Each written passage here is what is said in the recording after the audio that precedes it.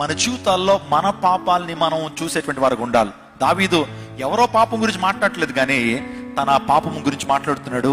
అవిధేయమైనటువంటి ఆయాస్కరమైన మార్గం ఏందో నాకు చూపించి అంటున్నాడు. మనకి ఉన్నటువంటి ఒక దుర్లక్షణం ఏంటంటే, మనకి పక్కనోడి పాపాలు బాగా కనపడతాయి, మన తప్పులు మాత్రం మనకు కనపడవు. పక్కనోడి పాపాలు బాగా పెద్దగా కనపడతాయి. అందరూ పెట్టే ప్రభు అంటాడు వేషధారుల గురించి మాట్లాడుతూ, నీ ఎదుటివాని కళల్లో ఉన్నటువంటి నలుసు నీకు పెద్ద దూలాల్లా కనబడుతుంది, నీ కంట్లో ఉన్నటువంటి దూలాలు ఎలా కనబడుతున్నాయి? నలుసుగా కనబడుతున్నాయి అంటాడు. ప్రక్కనోళ్ళు చిన్న తప్పిదం ఉంటే అది పెద్ద హైలైట్ చేసేస్తాం, మనం మొత్తం ఊరంతా కూడా టముకు చేసేస్తాం, మొత్తం దాన్ని ట్రోల్ చేసేస్తాం.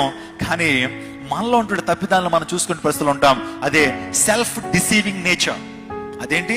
మనల్ని మనం మోసగించుకుంటున్నాం. మనల్ని మనము ఎప్పుడైతే మనం ప్రార్థన చేస్తామో దేవుడు మన దోషాలను కూడా ఆయన ఏం చేస్తాడు, మనకు చూపిస్తాడు. తద్వారా దేవుని కృపలు ఏకాంత ప్రార్థనలో మన యొక్క లోపాలని దేవుడు జ్ఞాపకం చేస్తాడు.